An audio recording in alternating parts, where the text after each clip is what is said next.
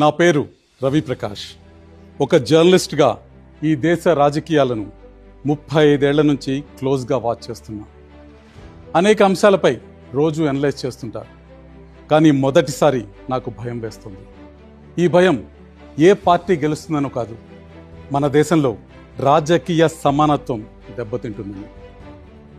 సూటిగా నాదో ప్రశ్న: దక్షిణ భారత భవిష్యత్తును ఉత్తర భారత్ నిర్ణయించాలా? మరోసారి అడుగుతున్నా, సౌత్ ఇండియా ఫ్యూచర్ను నార్త్ ఇండియా డిసైడ్ చేయాలా? భారత రాజ్యాంగ చరిత్రలో ఒక కీలక ఘట్టానికి టైం దగ్గర పడింది. 1975 ఎమర్జెన్సీలా, 1991లో ఆర్థిక సంస్కరణల్లా ఇప్పుడు డీలిమిటేషన్ రూపంలో భారతదేశానికి పరీక్షా సమయం వచ్చింది. డీలిమిటేషన్పై 131వ రాజ్యాంగ సవరణ బిల్లును లోక్సభలో ప్రవేశపెట్టారు. ఇది కేవలం 5 పేజీల డాక్యుమెంట్. రాబోయే 50 ఏళ్లు మన దేశం ఎవరి చేతుల్లో ఉండాలో ఈ 5 పేజీలు నిర్ణయించబోతున్నాయి. ప్రస్తుతం దక్షిణ భారతం అంతా పొలిటికల్ సైక్లోన్ మొదలైంది. తెలంగాణ, ఆంధ్రప్రదేశ్, తమిళనాడు, కేరళ, కర్ణాటక ఎలర్ట్ అయిపోయాయి. అలాగే వెస్ట్ బెంగాల్, పంజాబ్ కూడా మనతో గొంతు కలుపుతున్నాయి. అసలు కేంద్రం ఈ డీలిమిటేషన్తో ఏం చెయ్యాలనుకుంటుంది? 543 లోక్సభ స్థానాలను 850కి పెంచాలని డిసైడ్ అయింది. ఇదే కాకుండా మహిళలకు 33% రిజర్వేషన్లపైన మరో బిల్లు ప్రవేశపెట్టింది. వినడానికి డీలిమిటేషన్ గొప్ప సంస్కరణలానే ఉంది, కానీ దీని వెనుక పెద్ద రాజకీయ ప్రమాదం పొంచి ఉంది. ఇది నా ఒక్కడి మాట కాదు, ఎంతో మంది అనలిస్టుల ఒపీనియన్ కూడా ఇదే.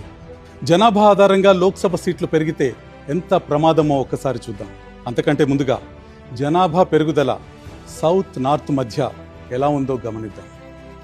దక్షిణాదిలో 1971 నుంచి 2011 వరకు పెరిగిన జనాభా 11.7 కోట్లు. కానీ అదే సమయంలో ఒక్క యూపీలోనే పెరిగిన జనాభా 11.15 కోట్లు.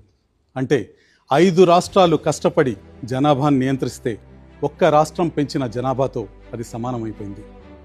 ఇప్పుడు సీట్ల పంపిణీ జనాభా ప్రాతిపదికన జరిగితే దక్షిణ భారత్ వాటా 24% నుంచి 20%కి పడిపోతుంది. ఉత్తర భారత్ వాటా 33% నుంచి 38%కి పెరుగుతుంది. దీని అర్థం ఏంటి? దక్షిణ భారత్ మద్దతు లేకున్నా కేవలం ఉత్తరాది ఓట్లతోనే ఢిల్లీలో చక్రం తిప్పొచ్చు. అసలు దక్షిణ భారతం ఏం తప్పు చేసింది? కేంద్రం చెప్పినట్టు జనాభాను నియంత్రించటం తప్ప? అక్షరాస్యతలో దేశానికి ఆదర్శంగా నిలిచింది. ఆర్థికంగా ఎదిగి దేశానికి ఎక్కువ పన్నులు కడుతుంది. మరి ఇందుకు దక్కే ఫలితం ఏంటి? పార్లమెంటులో మన గొంతు నొక్కేయటం. అంటే బాగా పనిచేసినందుకు మనకు దక్కేది బహుమతి కాదు, శిక్ష. దక్షిణాది నిజాయితీకి పడిన శిక్ష ఇది.